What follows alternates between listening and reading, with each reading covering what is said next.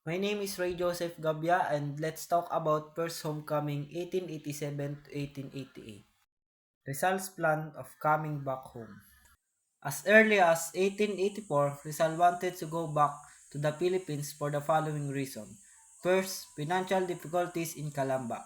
Second, dissatisfaction with his studies in Madrid. Third, desire to prove that there is no reason to fear going home. And last, he believed that the Spanish regime will not punish the innocent. Decision to return home. After 5 years of his memorable sojourn in Europe, Rizal returned to the Philippines. However, Rizal was warned by the following not to return to the Philippines because his no limit tangere angered the friars. Decision to return home. Pasiano. Pasiano is a Rizal advisor and only brother. Silvestre Ubaldo, Rizal's brother-in-law, husband of Olympia. Jose Marcelio, one of Rizal's close friends. Rizal was determined to back to the Philippines for the following reason. First, to operate his mother eyes. Second, to serve his people who had long been oppressed by the Spaniard tyrant. To find out for himself how the Noli Me Tangere and his other writings were affecting Filipino and Spaniards. To inquire why Leonor Rivera remained silent. Rizal arrives in Manila. Rizal left Rome by train to Marseilles, a French port, and boarded to Jeddah, the same steamer that brought him to Europe 5 years ago. There were 50 passengers, 4 Englishmen, 2 Germans, 3 Chinese, 2 Japanese, 40 French, and 1 Filipino, and that's Rizal. When the ship reached Adenda, the weather became true and some of Rizal's book go wet. In Saigon, Ho Chi Minh, Vietnam, he transferred to another steamer, Haiphong, that brought him to Manila. Happy homecoming. When Rizal arrived in Calamba, rumors spread that he was a German spy, an agent of Otto von Bismarck, the liberator of Germany, a Protestant, a Mason, a soul halfway to damnation. Pasiano did not leave him during the first day after arrival to protect him from any enemy's assault. Don Francisco did not permit him to go out alone. In Calamba, Rizal established a medical clinic, and Doña Chudora was Rizal's first patient.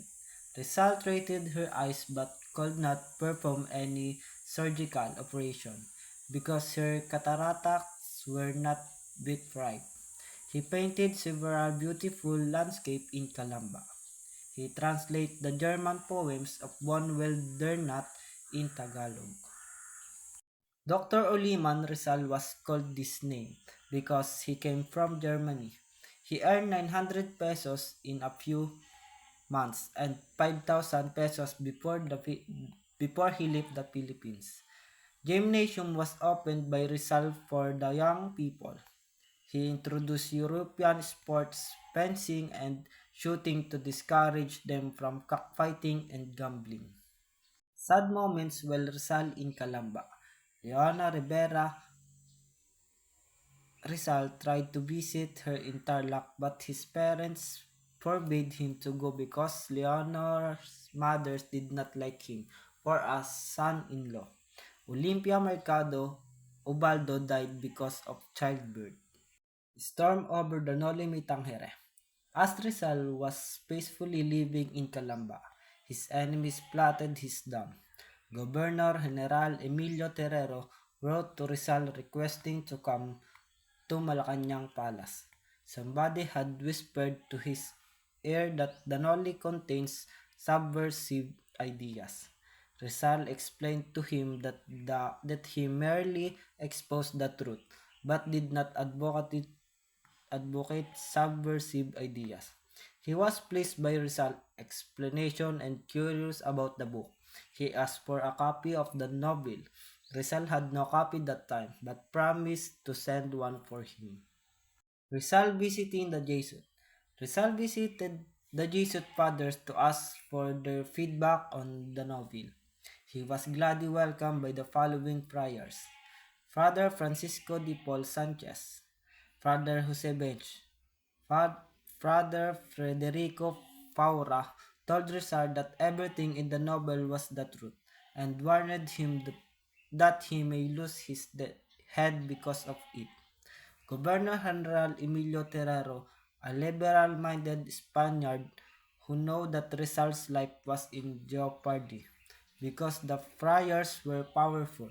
Because of this, he gave Rizal a bodyguard to protect him. Josefe de Adrade, a young Spanish lieutenant who came from a noble family. He was cultured and knew painting. He could speak French, English, and Spanish. They became a good friends. Attackers of Danoli. Archbishop Pedro Payo, a Dominican, Archbishop of Manila, sent a copy of the Noli to Father Gregorio Echeverria, rector of the University of Santo Tomas, examined the novel. UST and Rizal.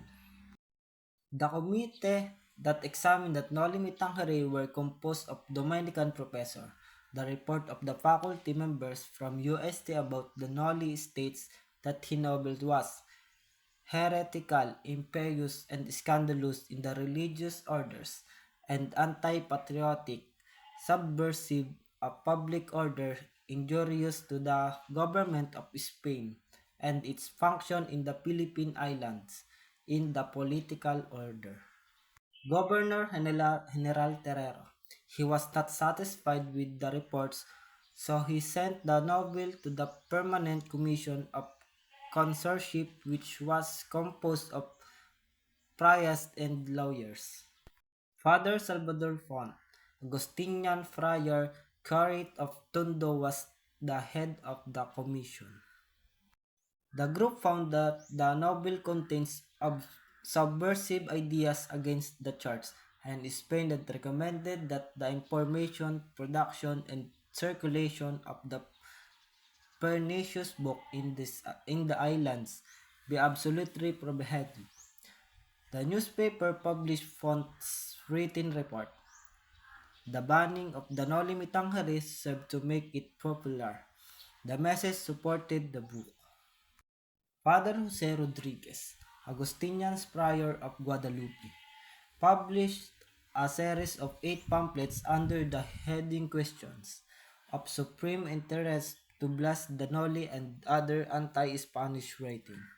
Copies of anti-Rizal pamphlets were sold after Mass.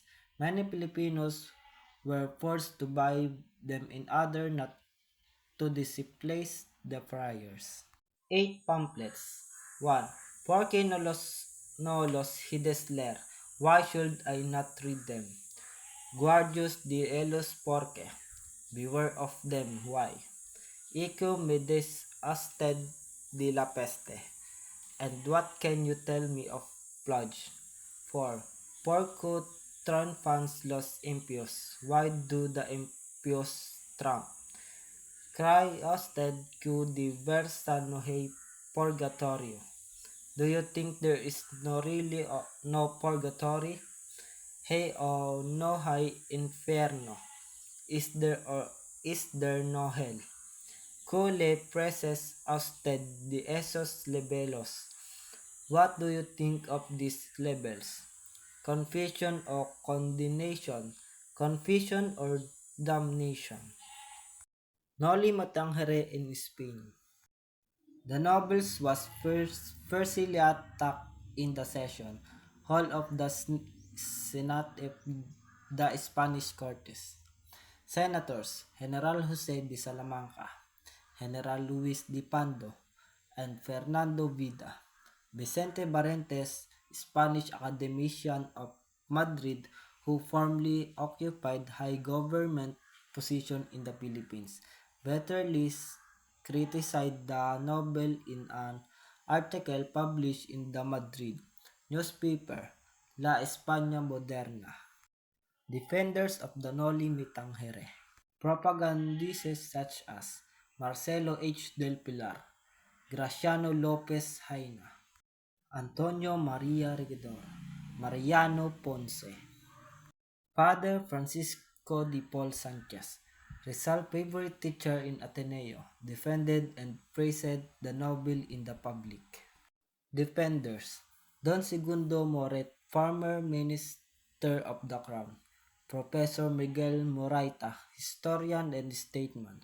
Professor Ferdinand Blumentritt, Rizal best friend, and Father Vincent Garcia, a Filipino Catholic priest scholar, a theologian of the Manila Cathedral, and a Tagalog translator of famous Imitation of Christ by Thomas Kempes. Under the pen name Just to Desiderio Magalang, he wrote a defense of the novel published in Singapore. Rizal cried because of his gratitude to his defenders, especially to Father Garcia, who defended him unexpectedly. He attacked Barantes by exposing his ignorance of Philippine affairs and mental dishonesty, which is unworthy of an academician. Because of the interest of both enemies and protectors of the Noli, the price of the book increased from 5 pesetas per copy to 50 pesetas per copy. Again, my name is Ray Joseph Gavia and this is First Homecoming. Thank you.